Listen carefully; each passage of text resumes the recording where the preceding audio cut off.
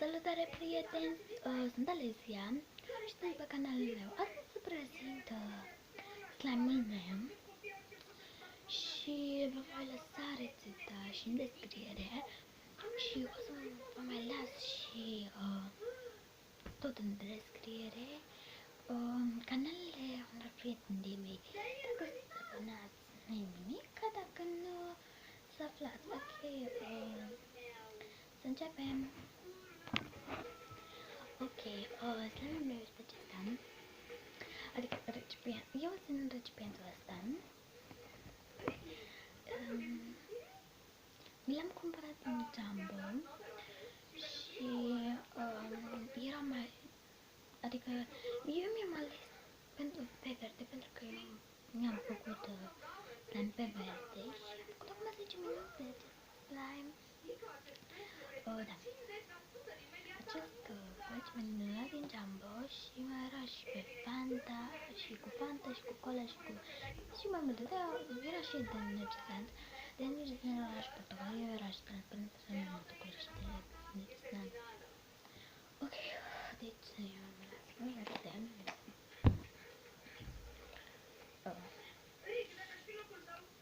Asta să țină la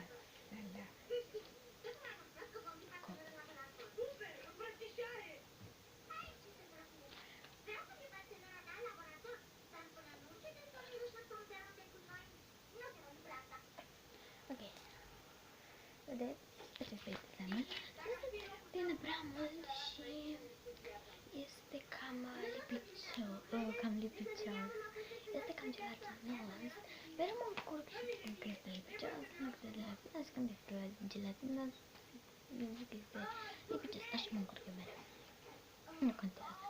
Slime-ul ăsta îmi place foarte mult și dacă puteți vedea, are și sclipici.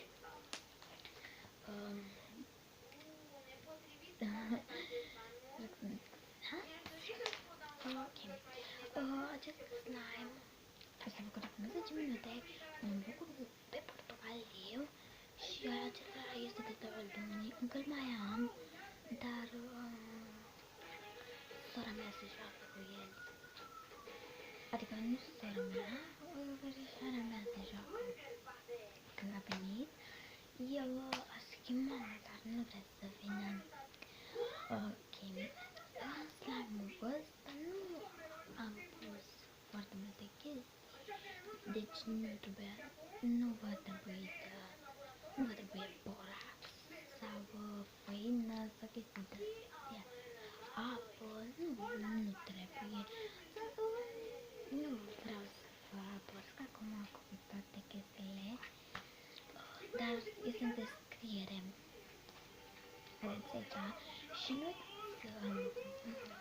uite, cred că vă puteți vedeți voi.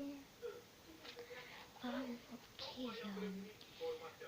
păi trebuie să închid acest video, deci nu uitați să vă abonați, să dați un like, un share și un subscribe și să vă abonați. De fapt, nu închei acum, că vreau să vă arăt. Nu arată, deci dați mai puțin. Da, portochelar știu, dar nu porto chiar foarte des. Ok, acum stau jos așa ca să nu vedeți că tot eu sunt